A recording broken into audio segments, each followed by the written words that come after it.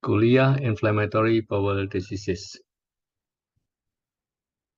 Karena kita ketahui bahwa Inflammatory Bowel Diseases sering disingkat sebagai IBD, secara umum dibagi menjadi dua tipe penyakit, yaitu yang pertama adalah ulcerative colitis, yang kedua adalah Crohn's disease. Ulcerative colitis adalah suatu gangguan inflamatorik pada mukosa kolon yang ditandai dengan suatu proses gambaran yang relapse and remission, jadi tidak benar-benar bisa sembuh secara sempurna, sehingga pada fase remisi masih dibutuhkan pemberian pengobatan. Mukosa selalu terlibat, biasanya juga nampak secara mikroskopik, ada inflamasi mikroskopik, dan penyakit ini meluas secara proksimal, jadi dari rektum bisa menjalar hingga ke kolon ascendens, meluas sampai kolon ascendens ya, di mana lokasi tersering adalah di rectosigmoid itu 44%, dan rektum hingga hepatic flexure itu sekitar 36%. Kemudian Crohn's disease adalah suatu gangguan inflamasi kronik dari saluran cerna yang dapat mempengaruhi setiap bagian dari saluran cerna mulai dari mulut sampai anus.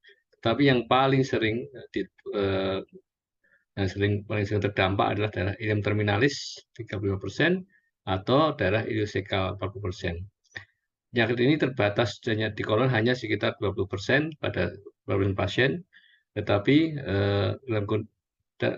pada kasus Crohn's disease ini rektum tidak terlibat, hanya seringkali terjadi suatu fistula ya pada rektum. Nah, patofisiologi dari penyakit ini menggunakan banyak faktor ya. Dari interaksi dari berbagai macam faktor ini mempengaruhi terjadi suatu inflamasi intestinal kronik yang pada pasien-pasien yang secara genetik memang rentan ya. Nah, kerentanan genetik ini dipengaruhi oleh mikrobiota luminal yang memberikan antigen dan juga adjuvan yang menstimulasi suatu baik imun respon protektif maupun atau patogenik. Kemudian trigger-trigger lingkungan ya juga diperlukan untuk menginisiasi atau ekspresi reaktivasi dari penyakit ini. Jadi di sini kita lihat bahwa IBD dipengaruhi banyak hal ya, beberapa faktor, luminal mikrobial, antigen, dan adjuvan, susceptibility, triggers, imun respon. Jadi ini memang proses yang kompleks ya.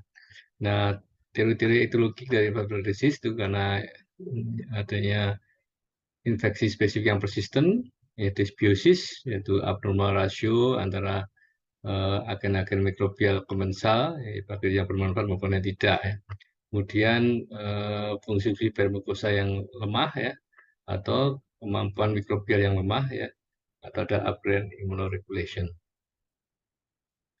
Nah, perbedaan respon-respon yang berbeda dari injury intestinal yang bersifat sementara pada host-host yang susceptible dibandingkan dengan yang resisten ya. Di sini nampak bahwa ini suatu host yang normal ya, kemudian yang tolerance for inflammation, kemudian karena trigger inflamasi seperti infeksi, NSAID, jadi NSAID sering berpengaruh pada relapse-nya suatu IBD ya.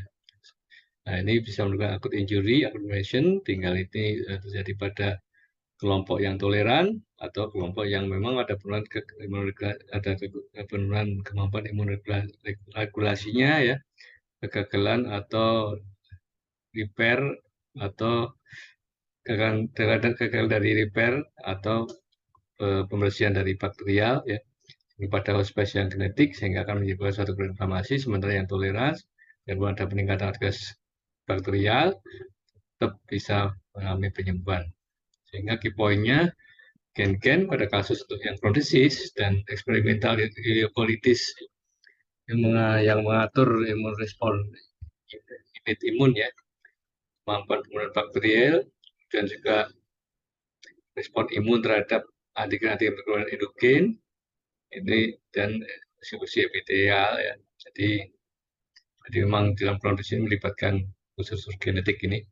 Kemudian ada inflamasi intestinal kronik yang membutuhkan keberadaan suatu bakteri endokomensal dan activated lymphocyte ya.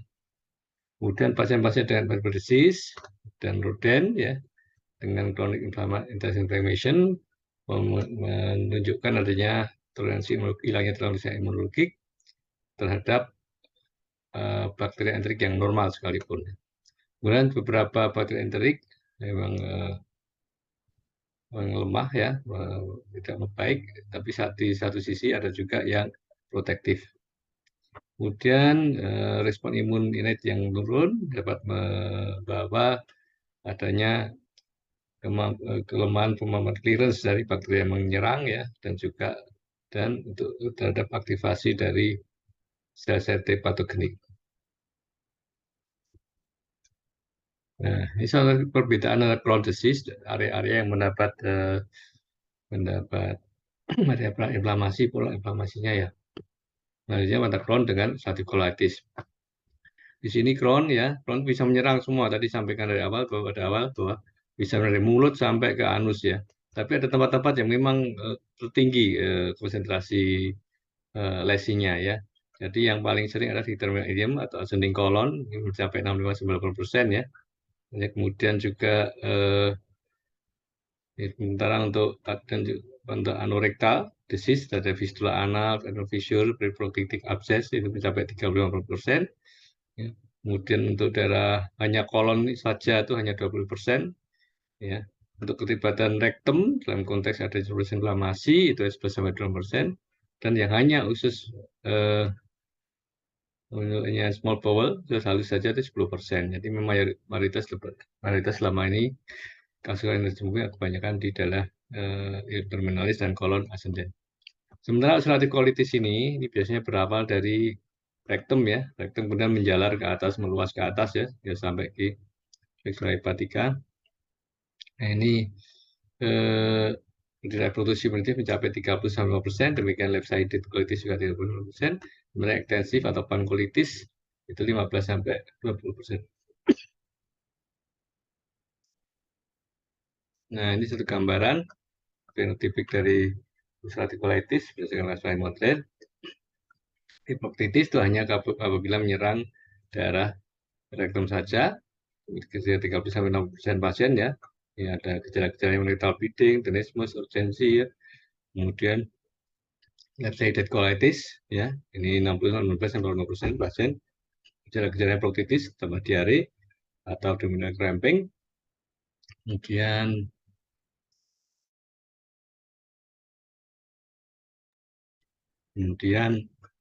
yang ekstensif colitis ini sekitar 15-20% pasien dengan gejala-gejala left-sided colitis dan ditambah adanya gejala konstitusional, terkelat dan demam mungkin ya.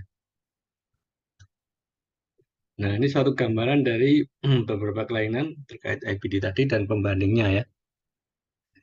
Jadi di sini kita lihat pada ulcerative colitis yang gambar ulcerative tanpa ini gambar suatu colitis hanya mungkin suatu mucosa erythema saja yang mungkin bisa meningkat menjadi moderate erythema ya.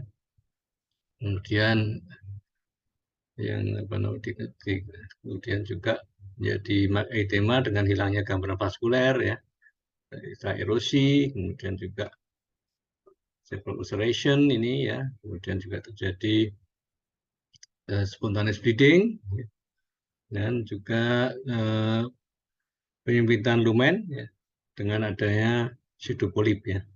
Ini gambaran dari ulcerative colitis. Kemudian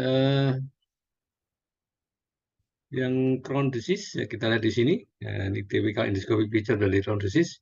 Ada uskus yang memanjang longitudinal ya, dalam ya, beda dengan pada kasus dengan ulcerative colitis. Kemudian juga bentuk cobblestone, ya gambar cobblestone ini yang seperti yang istilahnya sangat terkenal ya. Kemudian juga jadi obtus ulcer ya, menunjukkan gambaran yang longitudinal juga ya. Nah, kemudian bagaimana kita membedakan dengan intestinal tuberculosis? Nah, di sini ulkusnya ulkus dan transfer ya, transfer jadi yang melintang ya, tidak seperti tadi ya, Pak. Tidak seperti berbeda dengan Crohn ya, melintang bukan longitudinal ya. Kemudian deform pathological valve ya. Kemudian ada pseudopolip ya. Nah, ini mengenai di sini mungkin kita agak susah membedakan ini ya. Kalau satu colitis ya, mungkin perlu pemeriksaan data lab yang lainnya. Kemudian yang tipikal endoskopi itu dari basal disease, ini suatu gambaran ya, suatu ulkus yang besar ya, dalam ya, lingkar urinar dalam ya, di daerah ilium. Nah, bagaimana kita membedakan antara ulcerative colitis dengan Crohn's disease ya? Kalau tadi yang dinilai adalah keterlibatan rektal ya, kemudian small bowel movement-nya, ya diare ya, BAB-nya ya, kemudian ada lesi-lesi yang continue, depth of ulceration, obstruction appearance, stricture, fistula, piana lesion ya, PANK, dan ASCA ya. Suatu bentuk. Nah, di sini nampak bahwa ulcerative colitis ini selalu sering hampir selalu terjadi ya, rectal improvement ya. Sementara kalau Crohn's disease mungkin kategorinya sering, tapi bentuknya mungkin suatu fistula anal ya, semacam itu. Kemudian untuk small bowel improvement, UC jarang terjadi ya, umumnya di kolon ya, atau pasti disebut colitis ya, ulceratif. Sementara kalau CD, Crohn's disease ini sering ya, small bowel. Continuous lesion selalu terjadi. Ya, di sini kalau yang pada usia ya, ada CD jarang ya, nggak bisa terjadi gambaran seperti yang sering disebut escape lesion. Jadi ada yang mengalami, ada yang masih sehat.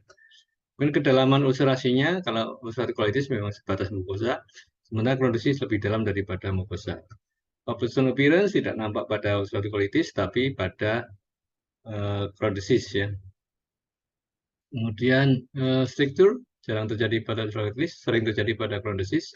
Fistula ini tidak ada pada ulcerative colitis, tapi pada Crohn's disease sering terjadi. Ya. Renal lesion ini ulcerative colitis tidak ada kelainan seperti itu. Sementara di Crohn's disease sering terjadi. Angka juga lebih banyak positif pada ulcerative colitis, maka ASCA lebih banyak positif pada Crohn's disease. Kemudian bagaimana kalau kita membedakan Crohn's disease dengan intestinal TB ya? Nah, ini mungkin yang agak dekati mirip. Keterlibatan ileocecal valve sering pada CD, biasanya bisa terjadi struktur dan patulus ya. Kemudian keterlibatan kolon, CD lebih besar dari 4 segmen, khususnya ilium terminalis dan ileocecal valve ya. Sementara kalau TB kurang dari 4 segmen, khususnya ileocecal valve ya dan ascending colon.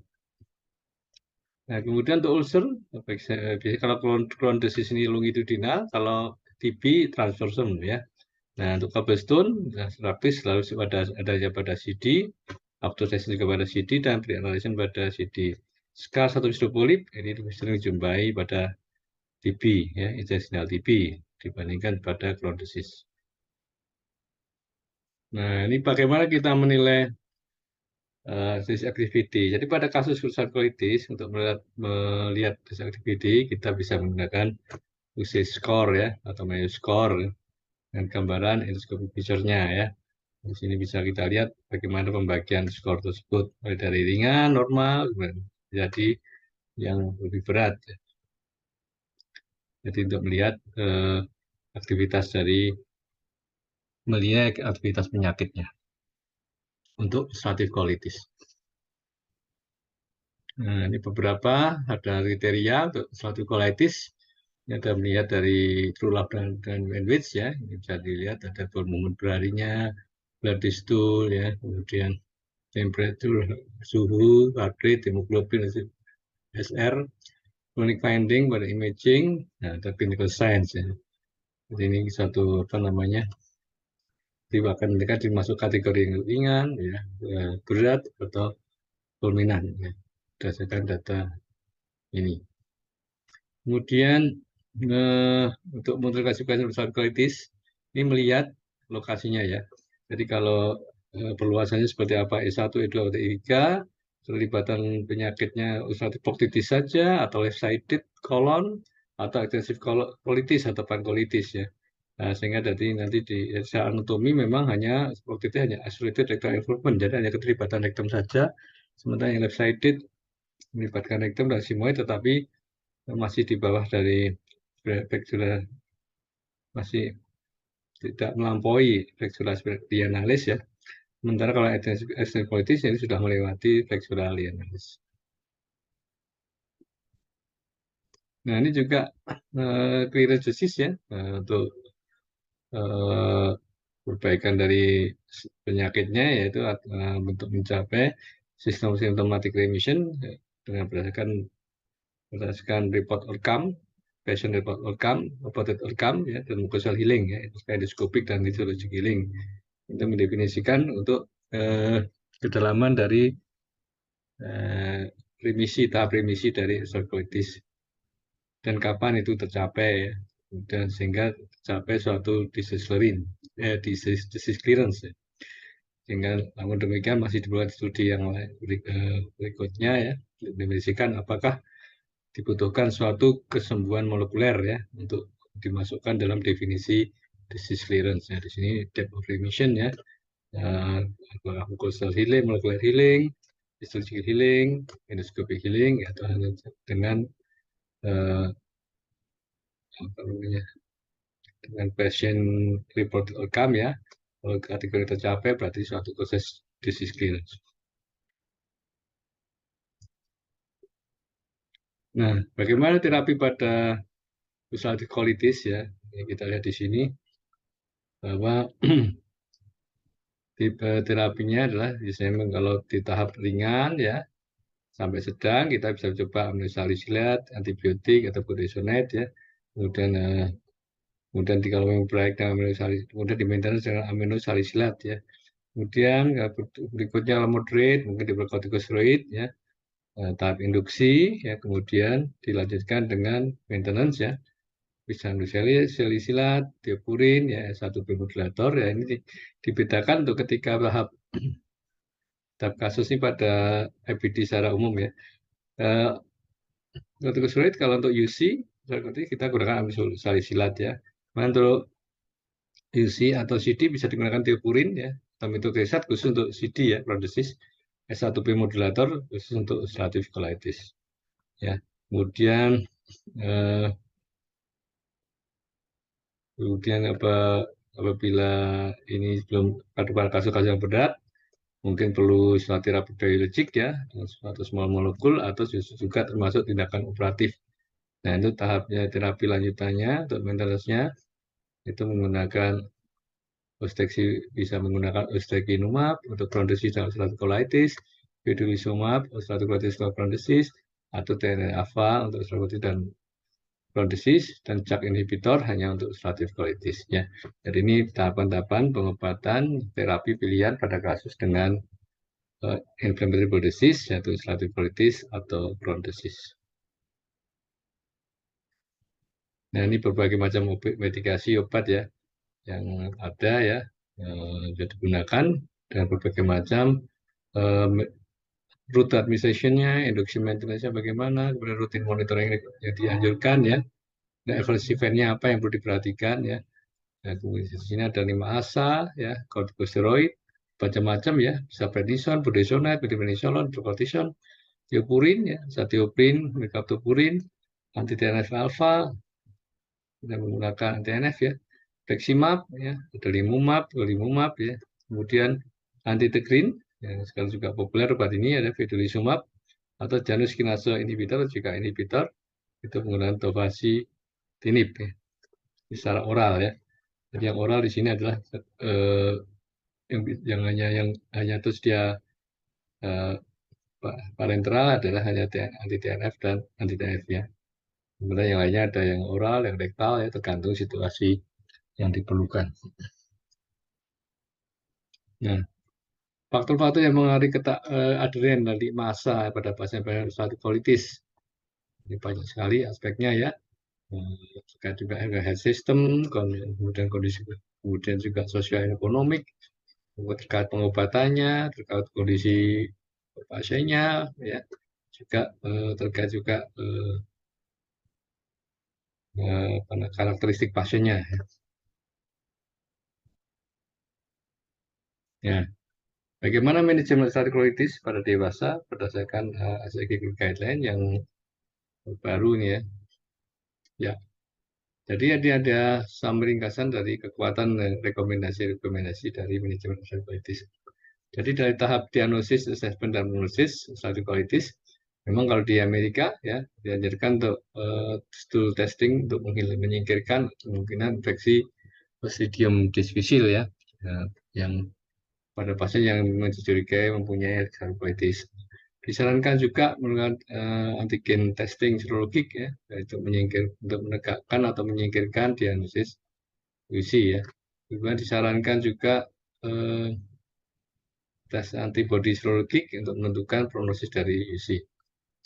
Kemudian target dari goal dari pasien yang di manage ya dengan ulcerative colitis ini ya, ini disarankan untuk menghadapi pasien untuk mencapai targetnya mucosa healing ya, jadi didefinisikan dengan pemulihan dari perubahan inflamatorik ya.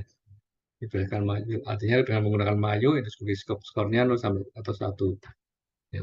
Kemudian karena ini berkaitan dengan untuk kemungkinan untuk sustained steroid free remission ya, dan mencegah perawatan rumah sakit dan operatif.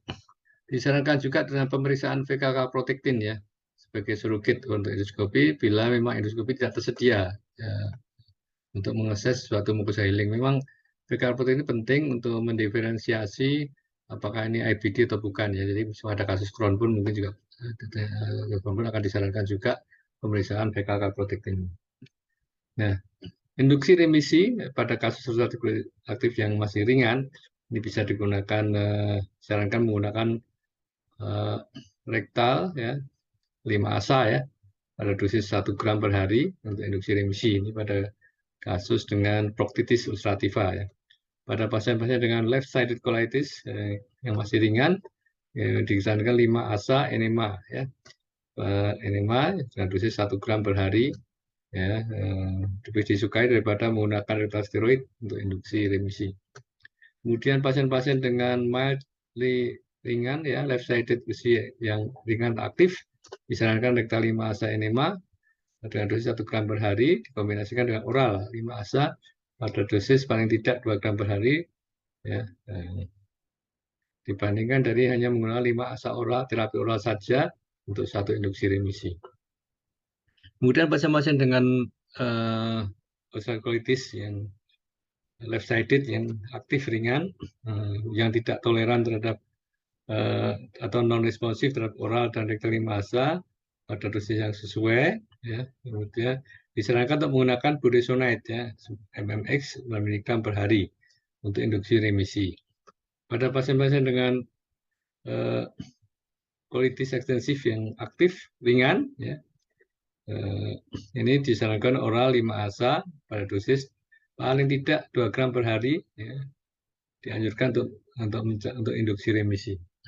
Pada pasien-pasien ulcerative colitis yang tanpa memberikan luasnya, yang gagal dengan respon dengan 5 ASA terapi, disarankan untuk diberikan corticosteroid oral, sistemik oral untuk menginduksi remisi.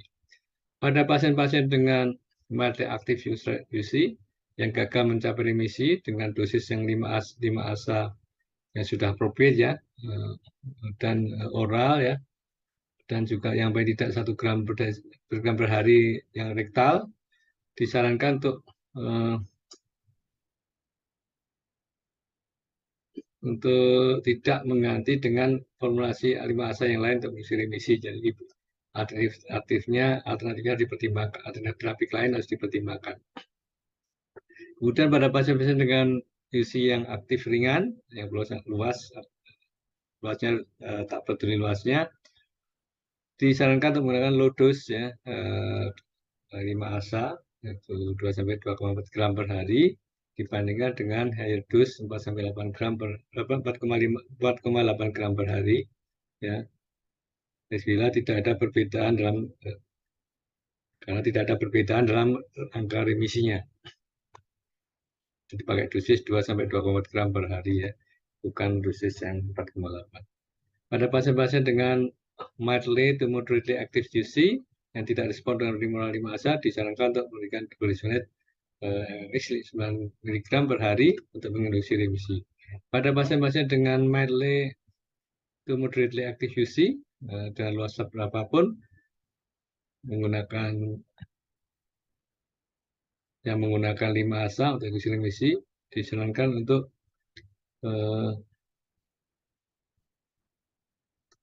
yang direkomendasikan baik satu kali per hari atau lebih pemberian dosisnya oral 5 ASA tergantung pada preferensi pasiennya ya, untuk yang paling optimal untuk mencapai ketaatan berobatnya, karena efikasi dan safety-nya tidak berbeda. Ya, di sini kita lihat di sini ya, jadi sudah ya, dewasa, terusnya ya. Oke.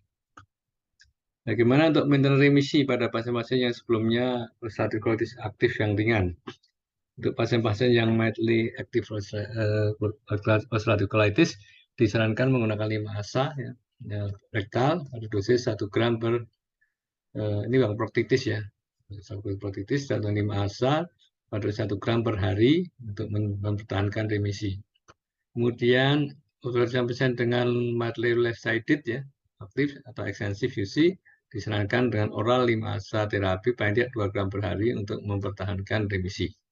Kemudian disarankan juga tidak menggunakan sistemik corticosteroid untuk mempertahankan remisi pada pasien-pasien dengan ulcerative colitis. Kemudian juga untuk induksi remisi pada pasien-pasien dengan ulcerative colitis yang aktif yang moderate atau berat ya. Ini pasien-pasien dengan moderate aktif UC disarankan budesonide ya, MX untuk induksi remisi. Ya, jadi induksi remisi yang kasus-kasus sedang ya berat langsung menggunakan suatu budesonide. Pada pasien-pasien dengan moderately to severely active UC pada tingkat luas apapun disarankan menggunakan oral systemic corticosteroid untuk menginduksi remisi. Ya. Kemudian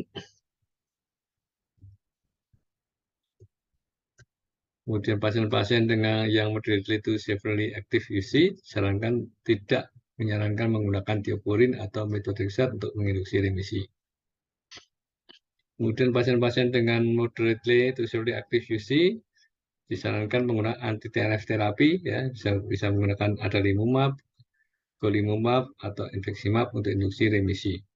Pada pasien-pasien dengan moderate to severely active UC yang gagal dengan terapi 5 ASA dan menggunakan anti-TNF terapi pada saat induksi remisi, disarankan tidak menggunakan 5 ASA untuk menambahkan untuk penambahan efikasi klinik. Kemudian infliximab ini memang yang digunakan untuk terapi induksi pada pasien-pasien dengan moderate to severely active UC disarankan untuk kombinasi terapi menggunakan terapi dengan suatu tiopurin.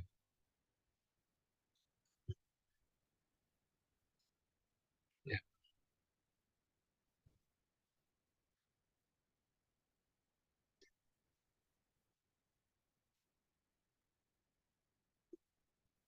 Ya. Pada pasien-pasien dengan moderate severely aktif ya, dianjurkan untuk disarankan untuk menggunakan vedolizumab untuk induksi remisi ya. Kemudian pasien-pasien dengan moderate severely active UC yang sudah pernah gagal dengan anti terapi, maka juga disarankan menggunakan vedolizumab untuk induksi remisinya. Kemudian pada pasien-pasien yang moderate severely active UC bisa juga digunakan tofacitinib ya 10 mg oral 2 kali sehari selama 8 minggu untuk induksi remisi. Kemudian juga yang sebelumnya gagal dengan anti-TNF terapi bisa disarankan penggunaan tofacitinib untuk induksi remisi.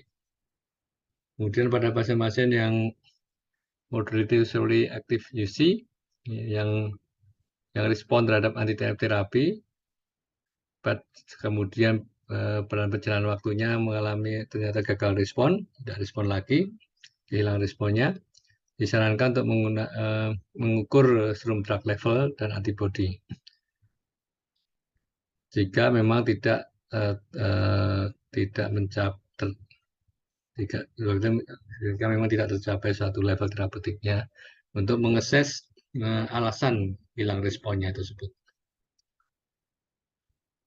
Kemudian untuk maintenance remisi pada pasien yang memang sebelumnya sudah moderated severely active ulcerative colitis, nah, pada pasien-pasien ini yang sebelumnya gagal dengan 5 ASA dan sekarang menggunakan anti-TNF terapi, kami disarankan untuk tidak menggunakan lagi 5 ASA untuk maintenance terapi remisinya.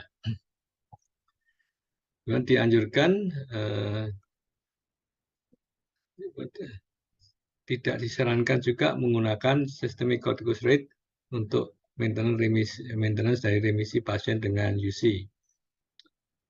Kemudian untuk pasien-pasien yang sebelumnya moderate sehingga atau berat ya, ulcerative colitis yang sekarang remisi karena induksi kortikosteroid, disarankan menggunakan thiofurin untuk maintenance remisinya dibandingkan dengan tanpa pengobatan atau menggunakan kortikosteroid.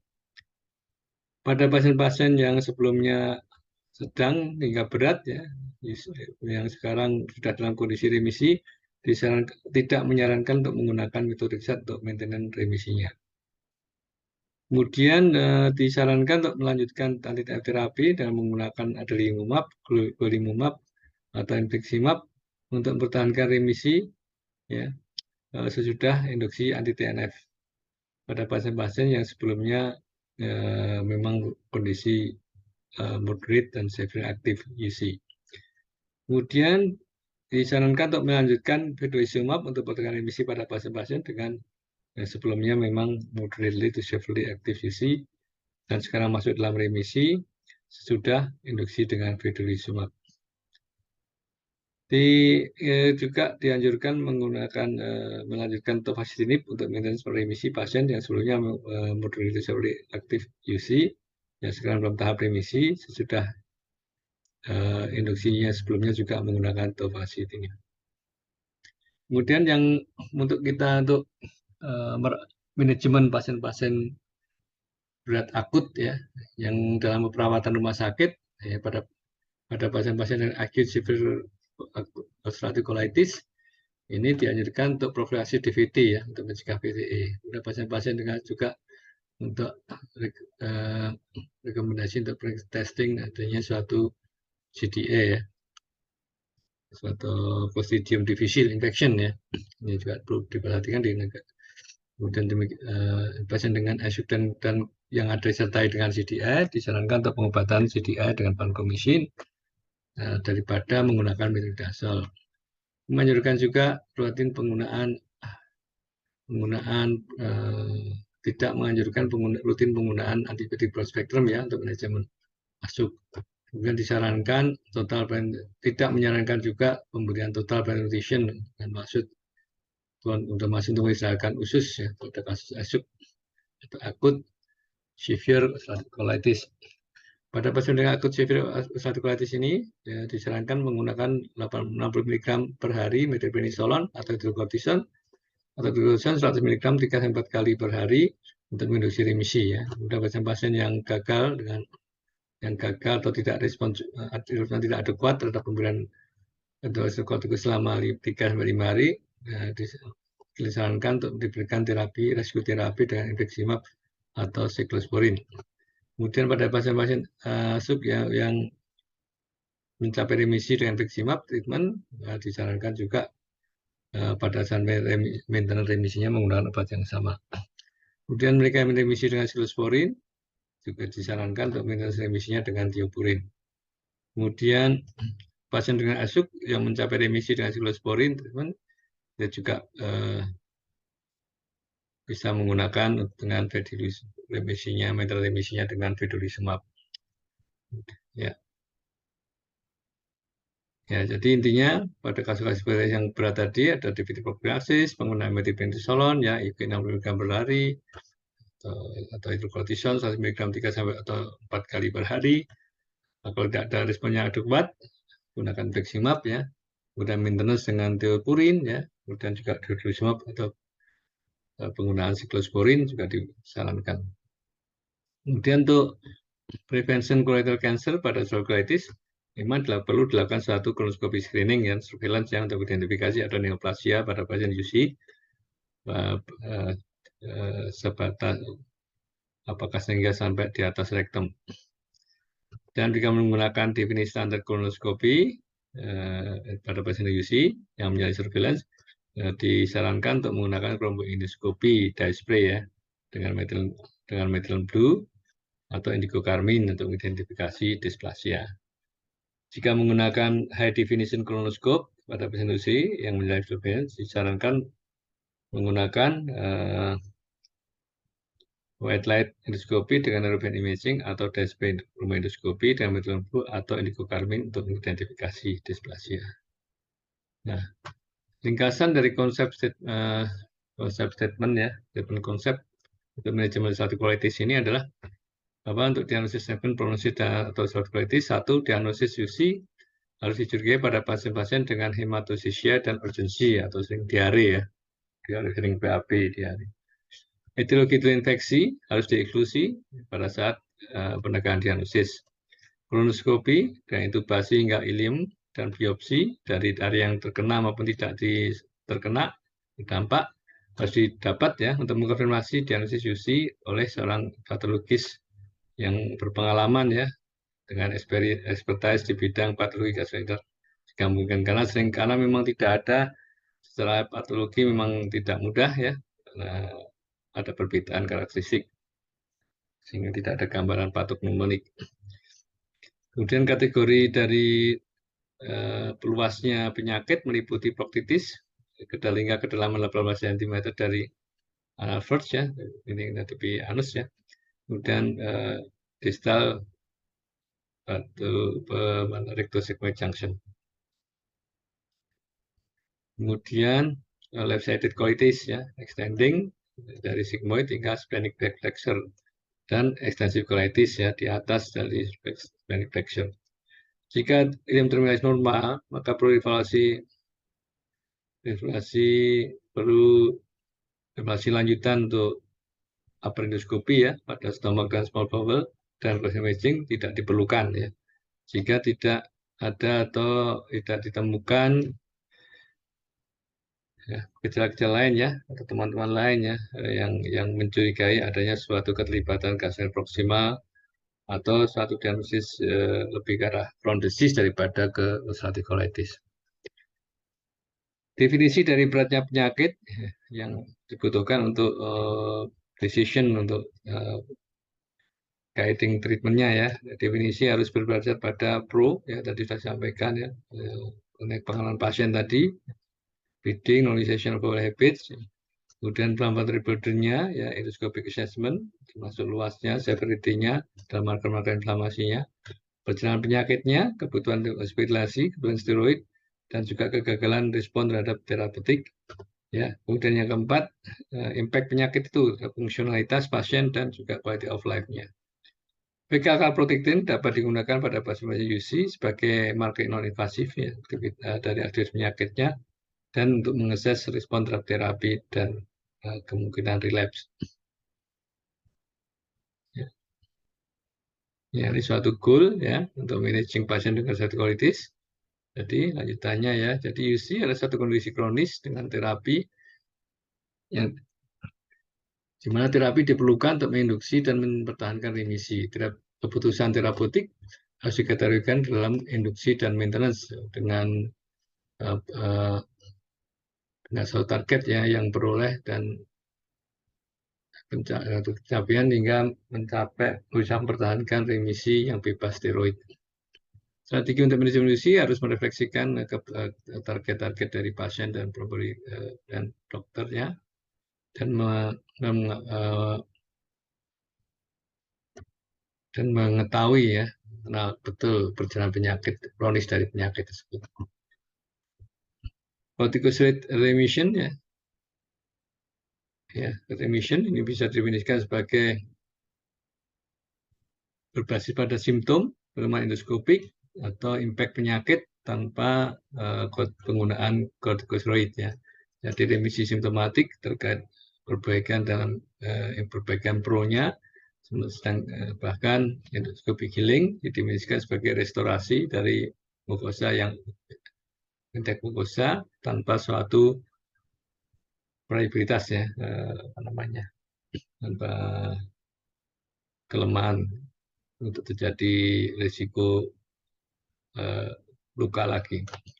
Remisi yang dalam, deep remission, adalah satu kombinasi dari remisi simptomatik dan healing endoskopik, yang endoskopik healing ya. Dan hal ini lebih target manajemen yang lebih disukai ya. Kemudian interaction induksi dan maintenance terapi pada UC ya, harus berbasis pada luasnya penyakit, severitas dan prognosis. Initial treatment dari UC harus fokus pada restorasi pemulihan normal frekuensi dan mengontrol gejala-gejala primer dari perdarahan dan urgensi. Suatu kesembuhan endoskopik, mukosa healing ya, endoskopik, berhubungan dengan daya tahan remisinya dan mengurangi risiko diperlukannya suatu kolektomi. Healing histological healing berhubungan dengan sama ya, berhubungan dengan beberapa outcome klinik ya, perbaikan outcome klinik, tapi belum divalidasi secara prospektif ya sebagai suatu endpoint dari terapi. Kemudian kontrol dari inflamasi mukosa memang mengurangi risiko terjadinya displasi. Kemudian berdasarkan pada perjalanan alamiah kronis dari UC dan terapi UC, maka monitoring yang terkait dengan penyakit dan juga komplikasi terkait obat lah hal yang penting, sehingga harus digabungkan dengan upaya-upaya strategi preventif sebagai outline ya, garis besar dari guideline ini. Ya, kemudian sebagainya terjadi bahwasanya yang perlu penting juga diketahui ternyata adalah terapi-terapi komplementari seperti probiotik dan kurkumin masih memerlukan penelitian lebih lanjut dengan power yang cukup dan aplikasi endpoint. Nah, induksi ini juga strategi yang untuk manajemen dari non-specialized patient dengan moderate hingga severe ya, sedang sampai berat ya. Aktif UC adalah sama ya, dengan pengecualian pada beberapa pertimbangan di mana data yang ada sangat spesifik untuk pasien-pasien dengan UC yang aktif moderate, untuk mereka yang non specialized patient ya, dengan moderate to severe active UC. Di sini 5 terapi mungkin bisa digunakan sebagai terapi untuk induksi moderate tapi tidak berat ya, UC yang aktif. Kemudian pada pasien-pasien dengan moderate active UC, pertimbangkan konsumsi non-sistemik ya, seperti budesonide sebelum menggunakan sistemik terapi. Untuk pasien-pasien dengan severe active UC, pertimbangkan sistemik corticosteroid daripada topical corticosteroid. Ya, dan sebagainya nanti masih banyak.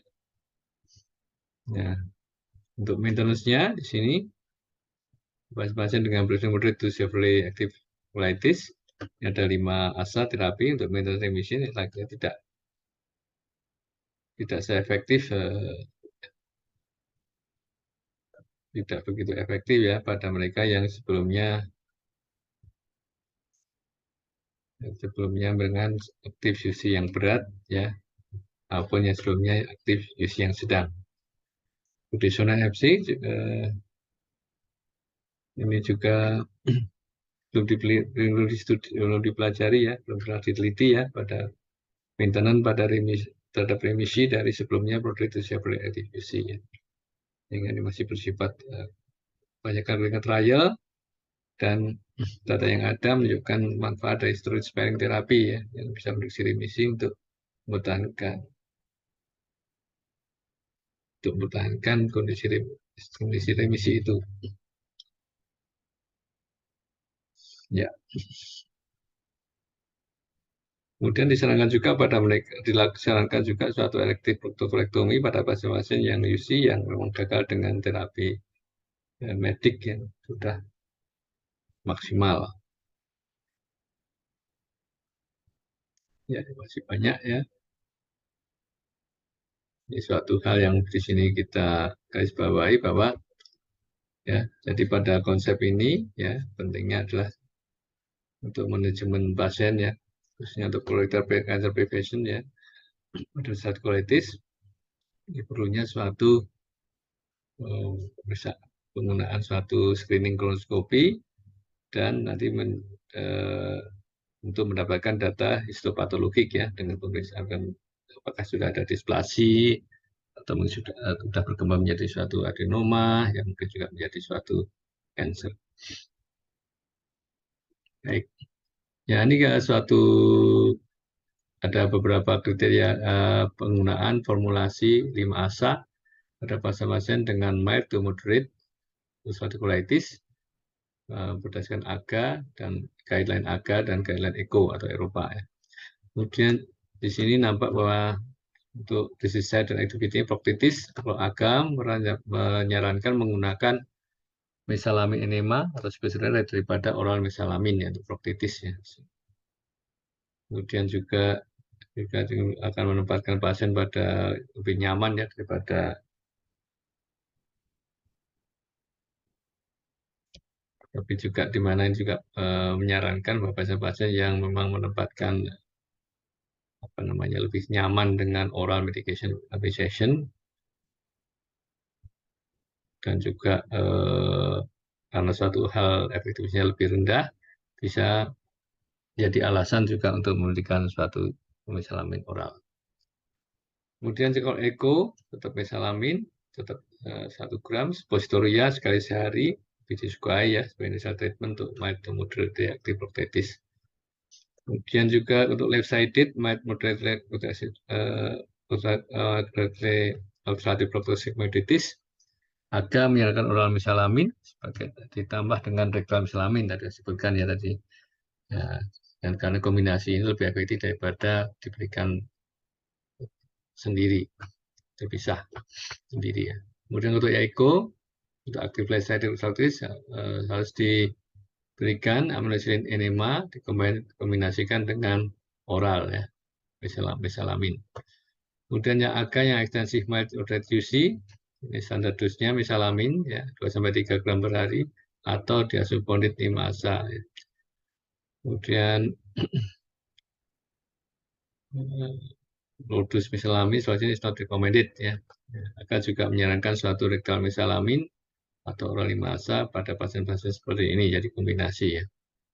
Kemudian untuk ECO ini kombinasi antara enema, enema dan juga kombinasi dengan oral yang mesalamin. Baik, bagaimana dengan mesalasin atau mesalamin itu sendiri pada ulcerative colitis? Dari penelitian ini menunjukkan bahwa pasien pada mesalasin harus dimonitor ya untuk terkait perkembangan dari ulcerative colitisnya dan perkembangan kemungkinan dari suatu organ dysfunction.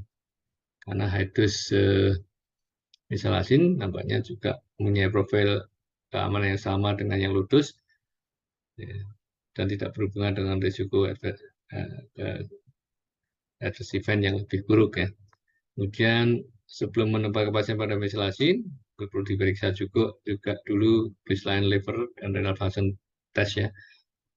Kemudian renal function secara periodik harus diakses, bahkan tes lain mungkin harus dilakukan tergantung dari gejala yang ada.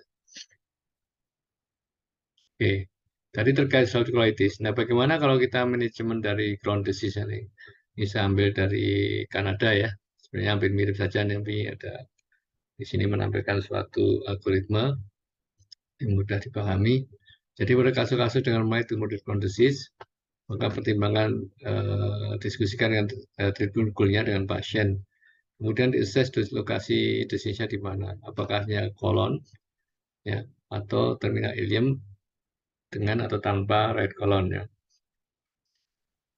Nah, kalau yang di hanya kolon, ini salah satu pertimbangannya bisa saja digunakan sulfasalazin jika yang terjadi adalah mild colonic disease ya, jadi hanya ringan, hanya tidak mencapai penembus hanya batas mukosa saja ya. Kemudian eh,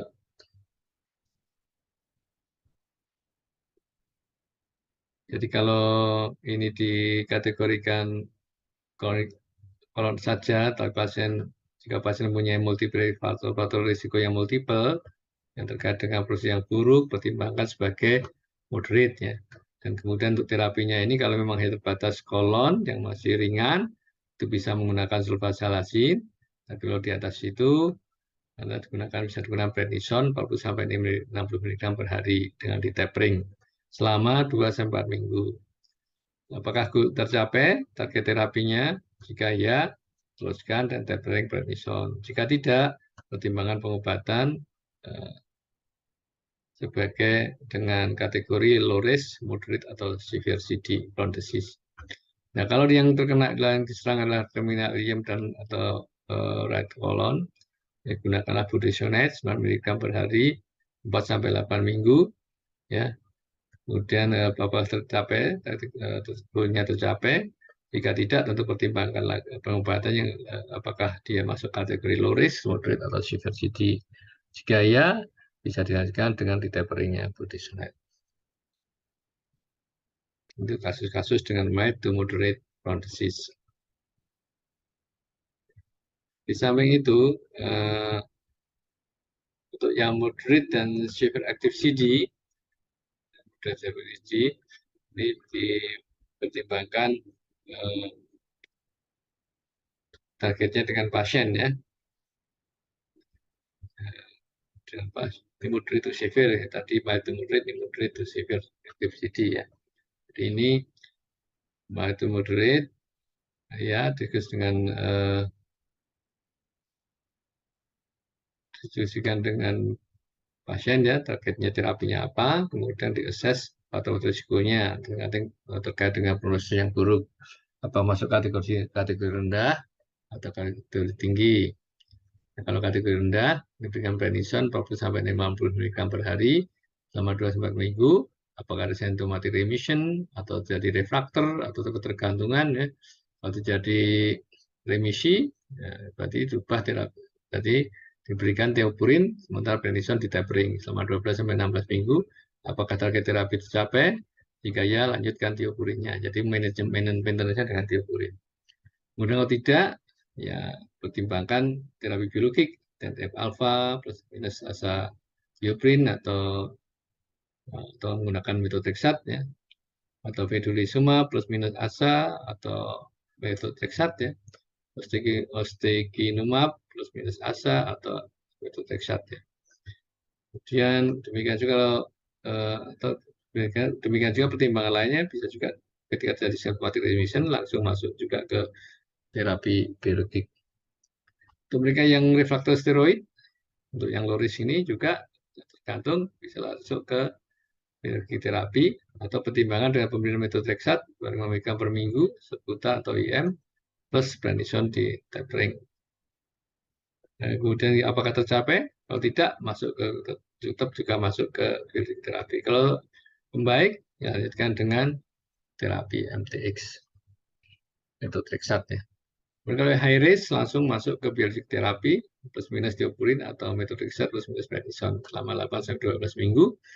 Nah, apakah mencapai terapi apa tidak? Kalau mencapai, ya lanjutkan biological terapi. Kalau tidak mencapai, pertimbangan untuk ditambahkan imunosupresan.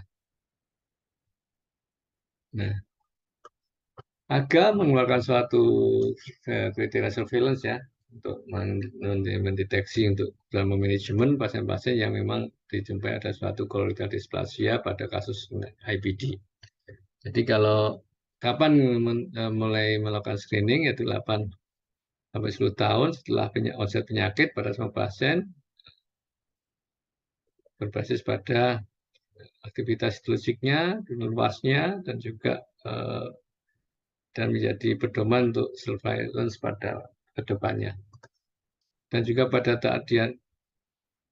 mereka yang diagnosis di awal, pada saat diagnosis adanya suatu primary sclerosing cholangitis. Kemudian yang untuk deteksi menggunakan high definition colonoscope, question disease ya, vision disease, kemudian washing and careful inspection, dan diuji bersihkan ya, untuk dibersih dengan hati-hati sehingga mukosa terlihat dengan jelas ya. Targeted biopsi pada abnormalitas mukosa yang dicurigai atau pada lokasi-lokasi yang sudah ada displasi sebelumnya. Untuk mencapai itu, untuk mendeteksi teknik deteksinya, bisa menggunakan sphygmomendoscopy, ya bisa Karmin atau Magellan Blue, atau dengan Pirula chromoendoscopy, yaitu dengan menggunakan NPI, atau non-targeted biopsi untuk area-area yang tidak dicurigai. Kemudian yang targeted, nah, tipe dari biopsi yang diperoleh, yang targeted, itu biopsi dari endometrium mukosa yang dicurigai atau tidak nyata ya, untuk menyingkirkan risiko adanya displasia. Yang non-targeted, biopsi dari area-area yang tidak dicurigai untuk menyingkirkan displasia yang tidak terlihat, ya, tidak tervisualisasi. Kemudian untuk stagingnya, biopsi, makrobiopsi dari radang-radang yang makroskopik dan area yang tidak mengalami peradangan, ya, untuk mengakses aktivitas penyakit histologik dan luasnya, jadi melakukan biopsi pada area-area yang inflamasi maupun tidak inflamasi. Terima kasih.